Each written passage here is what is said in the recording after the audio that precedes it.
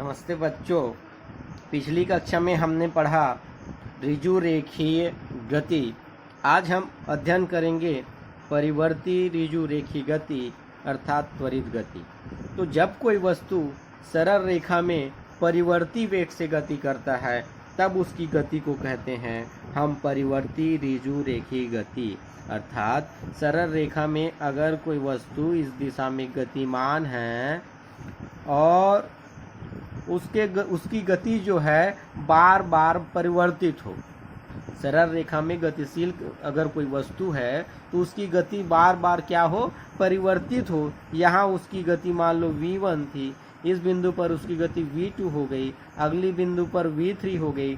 तो प्रत्येक अलग अलग स्थान पर या कुछ दूरी पर उसकी गति में क्या हो रहा है, परिवर्तन हो रहा है। अर्थात सरल रेखा में गतिशील जब सरल रेखा में गतिशील कोई वस्तु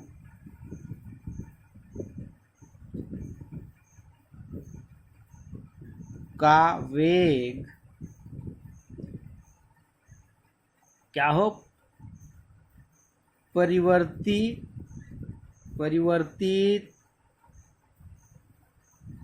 होता रहे।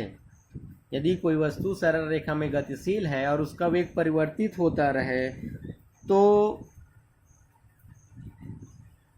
उसकी गति को परिवर्ती ऋजु रेखीय गति कहते हैं। उदाहरण के लिए जब हम सड़क पे चलते हैं तो हम देखते हैं जो गाड़ियों का वेग जो होता है, गाड़ियों का वेग मान लो इस सरल रेखा में चल रही है कोई गाड़ी या सड़क पे चल रही है तो गाड़ियों का वेग कभी बढ़ता है कभी कम होता है। अर्थात प्रत्येक स्थिति में गाड़ियों का या वाहनों का वेग बार बार बदलते रहता है। इसलिए सड़क पे लगभग जितनी गाड़ियां चढ़ती हैं सभी का वेग क्या होता है, परिवर्ती होता है। अर्थात सभी परिवर्ती ऋजु रेखीय गति के अंतर्गत आते हैं। और जब वे गति करते हैं तो बार बार चूंकि उसके वेग में परिवर्तन होता है, चूंकि वेग में परिवर्तन होता है, बार उनकी गति के दौरान क्या होता है, उनके वेग में परिवर्तन होता है। अतः उनकी उस गति को, वाहनों की इस गति को हम क्या कहते हैं, त्वरित गति कहते हैं। कौन सी गति कहते हैं, त्वरित गति। और जब कोई वस्तु त्वरित गति करता है तो उसमें क्या उत्पन्न होता है, त्वरण उत्पन्न होता है। अर्थात वस्तु के वेग में परिवर्तन होता है तो वस्तु की उस गति को हम कहते हैं त्वरित गति कहते हैं। और त्वरित गति में उत्पन्न त्वरण को क्या कहते हैं, त्वरित गति के कारण जब वस्तु गति करती है तो उसमें त्वरण उत्पन्न होता है। और त्वरण किसको कहते हैं, फिर आइए देखते हैं त्वरण किसे कहा जाता है।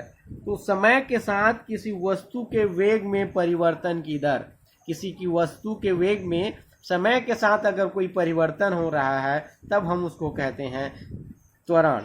तो समय के साथ किसी वस्तु के वेग में परिवर्तन की दर को त्वरण कहते हैं। समय के साथ किसी वस्तु में के वेग में अगर कोई परिवर्तन हो रहा है तो उसकी दर को कहते हैं त्वरण। अथवा प्रति एकांक समय में किसी वस्तु में वेग में परिवर्तन की दर को, प्रति एकांक समय में या प्रति इकाई समय में किसी वस्तु के वेग में परिवर्तन की दर को हम त्वरण कहते हैं। और त्वरण का सूत्र अगर हम लिखें तो क्या होता है, वेग में परिवर्तन बटा समय, इसी को कहा जाता है वेग में परिवर्तन की दर। इसको कहते हैं हम त्वरण। यदि मान लो माना t1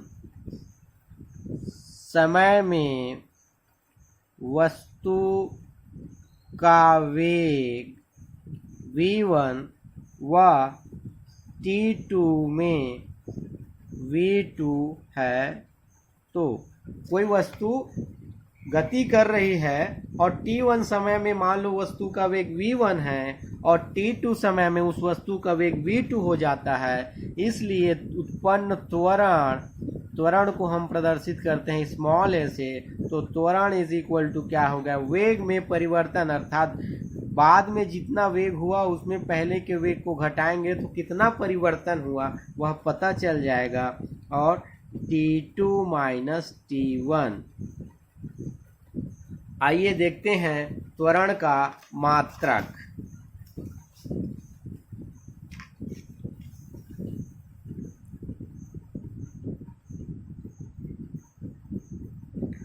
तो a इज इक्वल टू क्या होता है, वेग में परिवर्तन का मात्रक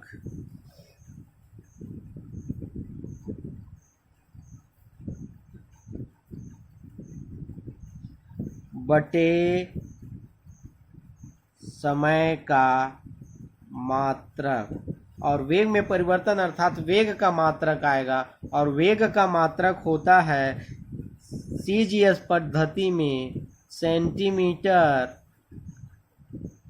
प्रति सेकेंड, और समय का मात्रक होता है सेकेंड। इसलिए हो जाता है त्वरण का मात्रक सेंटीमीटर इंटू सेंटीमीटर अर्थात सेकंड इंटू सेकंड अर्थात सेंटीमीटर प्रति सेकंड का स्क्वायर।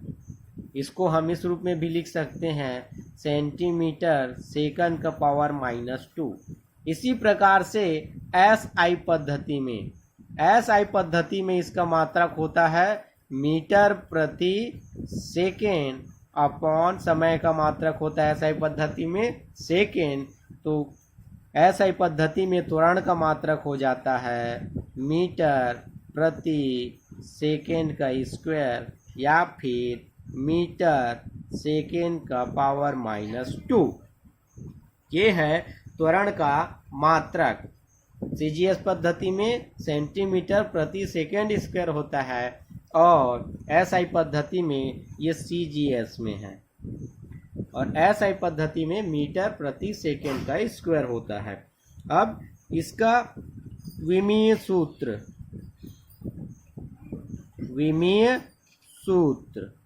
तो विमीय सूत्र क्या होता है त्वरण का, त्वरण A इज इक्वल टू वेग में परिवर्तन अपॉन समय। तो वेग में परिवर्तन अर्थात जो वेग का विमीय सूत्र होता है उसी को हम वेग में परिवर्तन का विमीय सूत्र लेते हैं। तो L t-1 होता है वेग का विमीय सूत्र और समय का विमीय सूत्र होता है t। यहाँ घात धनात्मक है, अगर हम इसको अंश में बदलेंगे तो जाके गुणा हो जाएगा और क्या हो जाएगा विमीय सूत्र, त्वरण का विमीय सूत्र L t-2, इसका पावर -1 इसका पावर -1।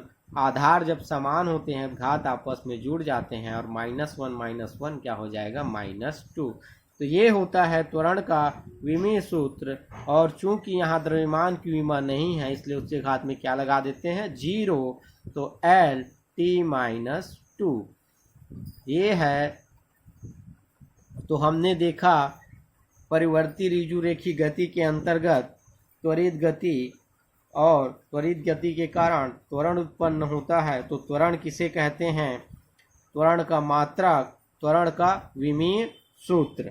आइए देखते हैं धनात्मक और ऋणात्मक त्वरण।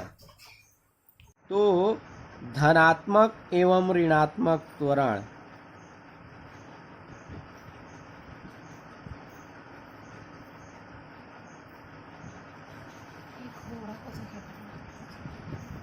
धनात्मक एवं ऋणात्मक त्वरण। तो जब समय के साथ वस्तु का वेग बढ़ता है, वस्तु का वेग अगर क्या हो, बढ़े, तो उसमें उत्पन्न त्वरण को हम कहते हैं धनात्मक त्वरण कहते हैं। धनात्मक त्वरण जब समय के साथ वस्तु का वेग बढ़ जाए तो उस वस्तु में उत्पन्न त्वरण को कहते हैं हम धनात्मक त्वरण। और जब समय के साथ या वस्तु का वेग क्या हो, कम हो या घटे, तब उस वस्तु में उत्पन्न त्वरण को हम कहते हैं ऋणात्मक त्वरण। तो धनात्मक त्वरण और ऋणात्मक त्वरण किसे कहते हैं? यदि वस्तु का वेग समय के साथ बढ़ते जाए, कम ना हो, हमेशा बढ़ते जाए, हर स्थिति में उसका वेग समय के साथ बढ़ते जाए, तो उस प्रकार के त्वरण को हम धनात्मक त्वरण कहेंगे। और यदि किसी वस्तु का वेग समय के साथ धीरे धीरे कम होता जाए या घटते जाए, तब उसके त्वरण को कहते हैं हम ऋणात्मक त्वरण। उदाहरण के लिए, अगर हम किसी वस्तु को ऊपर से इस वस्तु को गिराते हैं तो इस वस्तु का वेग धीरे धीरे क्या होते जाता है, बढ़ते जाता है। अर्थात अगर स्वतंत्रता पूर्वक ऊपर से कोई वस्तु गिरती है तो वह वस्तु किसके अंतर्गत आती है? धनात्मक त्वरण के अंतर्गत आती है। और यदि हम नीचे से किसी वस्तु को क्या करें, ऊपर की ओर फेंकते हैं, तो उस वस्तु का वेग धीरे धीरे क्या होता है, कम होता है। इसलिए अगर नीचे से किसी वस्तु को ऊपर की ओर फेंका जाता है तो उस वस्तु का त्वरण ऋणात्मक त्वरण कहलाता है। अर्थात यदि हम किसी वस्तु को ऊपर से नीचे गिराएं तो प्रति सेकंड उसका जो गुरुत्वीय त्वरण है 9.8 मीटर प्रति सेकंड स्क्वायर का क्या होगा, वृद्धि होगा। वस्तु के वेग में प्रति सेकंड नीचे की ओर आएगा तो इतना का वृद्धि होगा, और इसलिए उसका त्वरण धनात्मक त्वरण के अंतर्गत आता है। किंतु यदि ऊपर की ओर फेंके तो प्रति सेकंड उसके त्वरण में इतनी की या उसके वेग में इतनी की कमी आएगी। गुरुत्वीय त्वरण 9.8 मीटर प्रति सेकंड का -2 का कम होगा। इसलिए ऊपर की ओर अगर कोई वस्तु फेंकते हैं तो वह ऋणात्मक त्वरण के अंतर्गत आता है, और नीचे की ओर अगर हम किसी वस्तु को गिराते हैं तो वह धनात्मक त्वरण के अंतर्गत आता है।